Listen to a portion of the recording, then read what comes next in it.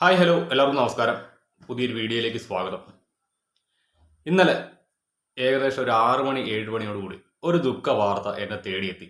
മറ്റൊന്നുമല്ല, എൻ്റെ ഒരു സുഹൃത്ത് രജീഷ് എന്ന് പറയുന്ന ഒരു യൂട്യൂബർ, അദ്ദേഹം ഈ ലോകത്തോട് വിട പറഞ്ഞു പോയി. രജീഷ് നല്ലൊരു പാട്ടുകാരനായിരുന്നു. എനിക്ക് ഈ യൂട്യൂബിൽ വന്ന ശേഷം കിട്ടിയ ഒരു പിടി നല്ല കൂട്ടുകാരിൽ ഒരാളായിരുന്നു രജീഷും. രജീഷിൻ്റെ വിയോഗം ഞങ്ങളെ എല്ലാവരും ഒരേപോലെ തളർത്തി. രജീഷ് എന്ന് പറയുന്നത് ഒരു ക്യാൻസർ രോഗിയായിരുന്നു. ക്യാൻസർ എന്ന് പറയുന്ന ആ മഹാവ്യാധിയോട് അയാൾ നല്ല രീതിക്ക് ഫൈറ്റ് ചെയ്തു. അയാൾക്ക് ജീവിതത്തിലേക്ക് മടങ്ങി വരണമെന്നുള്ള ഒരു ആഗ്രഹമുണ്ടായിരുന്നു. അതുകൊണ്ട് തന്നെ അയാൾ മാക്സിമം ഫൈറ്റ് ചെയ്തു. പക്ഷേ അവസാനം ക്യാൻസർ എന്ന് പറയുന്ന ആ ഒരു രോഗം അയാളെ കീഴ്പ്പെടുത്തി. ഒടുവിൽ വേദനകളില്ലാത്ത ലോകത്തേക്ക് രജീഷ് യാത്രയായി. പലപ്പോഴും ഞാൻ രജീഷിനെ ഫോണിൽ കോൺടാക്ട് ചെയ്യുമ്പോൾ രജീഷ് പറയാറുള്ള ഒരു കാര്യമാണ്, ചേട്ടാ കീമോ കഴിഞ്ഞു, നല്ല പെയിനാണ്, ഭക്ഷണം കഴിക്കാൻ പറ്റുന്നില്ല, എന്തെങ്കിലുമൊക്കെ ഒന്ന് കഴിക്കണമെന്നുള്ളൂ, പക്ഷെ കഴിക്കാൻ പറ്റുന്നില്ല, ഛർദ്ദൽ വരുവാണ് എന്നൊക്കെ രജീഷ് പറയാറുണ്ടായിരുന്നു. എങ്കിലും ആ ചെറുപ്പക്കാരനൊരു പ്രതീക്ഷ ഉണ്ടായിരുന്നു, ഈ അസുഖം മാറി ജീവിതത്തിലേക്ക് തിരിച്ചു വരാൻ പറ്റുമെന്ന്. ഞങ്ങളിൽ പലരും അയാളെ ഹെൽപ്പ് ചെയ്തിട്ടുണ്ട്. ഞാനാണെങ്കിലും ലൈവുകൾ ചെയ്തിട്ടുണ്ട് അയാൾക്ക് വേണ്ടിയിട്ട്. അതേപോലെ തന്നെ സാമ്പത്തികമായിട്ട് ഞങ്ങളുടെ കൂട്ടത്തിലുള്ള ഒത്തിരി ആളുകൾ ആ ഒരു കുട്ടിയെ സഹായിച്ചിട്ടുണ്ട്.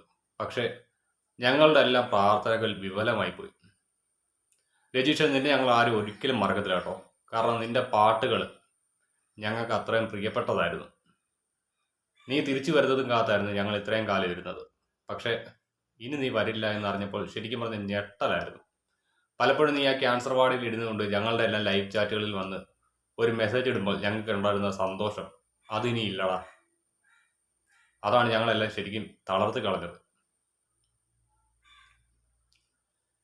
അങ്ങനെ ഒരു ഇൻസിഡന്റ് കേട്ടതിന് തൊട്ട് പിന്നാലെയാണ് രേണുസുതിയെ കാണാണ്ട് കിച്ചു പോയ ആ ഒരു വാർത്ത ഞാൻ അറിഞ്ഞത്. അവൻ്റെ ഇൻസ്റ്റാഗ്രാമിൽ പോസ്റ്റ് ചെയ്തിരിക്കുന്ന ആ ഒരു വീഡിയോ ഞാൻ കണ്ടു. അതും കൂടി കണ്ടു കഴിഞ്ഞപ്പോൾ ടോട്ടൽ എൻ്റെ കൺട്രോൾ പോയി. അതുകൊണ്ട് തന്നെയാണ് ഞാൻ ഇന്നലെ എൻ്റെ മറ്റേ ചാനലിനകത്ത് ഇട്ടിരിക്കുന്ന ആ ഒരു വീഡിയോയിൽ ഒരല്പം ഹാർഷായിട്ട് സംസാരിച്ചത്. എനിക്ക് അതിനകത്ത് യാതൊരു കുറ്റബോധമില്ല. കാരണം ഒരു ക്യാൻസർ പേഷ്യൻ്റ് അനുഭവിക്കുന്ന വേദന അത് എത്രത്തോളം വലുതാണെന്ന് ഞാൻ രജീഷിൻ്റെ വാക്കുകളിലൂടെ അറിഞ്ഞതാണ്. അതുകൊണ്ട് തന്നെ ഇന്നലെ ആ പറഞ്ഞ കാര്യത്തിനകത്ത് എനിക്ക് യാതൊരു തരത്തിലുള്ള കുറ്റബോധവുമില്ല. പറഞ്ഞത് കുറഞ്ഞു പോയോ എന്നൊരു സംശയം മാത്രമേ എന്നെ സംബന്ധിച്ചുള്ളൂ. എന്നാലും പ്രാർത്ഥിക്കാൻ പറ്റുന്നവർ പ്രാർത്ഥിക്കുക. രേണുവിന് വേണ്ടിയിട്ട് മാത്രമല്ല, ഈ ഭൂമിയിലുള്ള സകല ക്യാൻസർ പേഷ്യൻറ്റിന് വേണ്ടിയിട്ട്. കാരണം അത്രത്തോളം വേദനയാണ് ഓരോ ദിവസവും അവർ അനുഭവിച്ചുകൊണ്ടിരിക്കുന്നത്.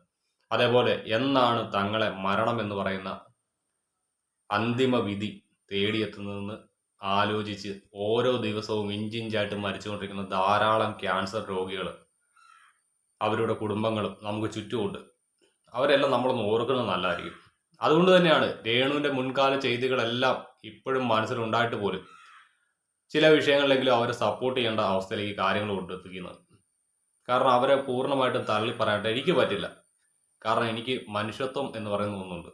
അതുകൊണ്ട് തന്നെ നിങ്ങളുടെ കണ്ണിൽ അവരിപ്പോഴും തെറ്റുകാരിയായിരിക്കാം. പക്ഷേ എൻ്റെ കണ്ണിൽ അവരിന്ന് ഒരു നൂൽപ്പാലത്തിലാണ്, മരണത്തിൻ്റെയും ജീവിതത്തിനും ഇടയ്ക്കുള്ള നൂൽപ്പാലത്തിൽ. അവിടുന്ന് ഒരു പക്ഷേ അവർ റിക്കവറായി വന്നേക്കാം. ക്യാൻസറിൻ്റെ 3rd സ്റ്റേജ് എന്നൊക്കെ പറയുമ്പോഴത്തേക്ക് റിക്കവറി ചാൻസസ് ഒക്കെ ഉണ്ട്. പക്ഷേ ആ ചാൻസ് എന്ന് പറയുന്നത് വെറും 50-50 ആണ്. ഒന്ന് അങ്ങോട്ടോ ഒന്ന് ഇങ്ങോട്ടോ മാറിക്കഴിഞ്ഞാൽ എന്തെങ്കിലും മിറാക്കിൾ സംഭവിക്കുള്ളൂ.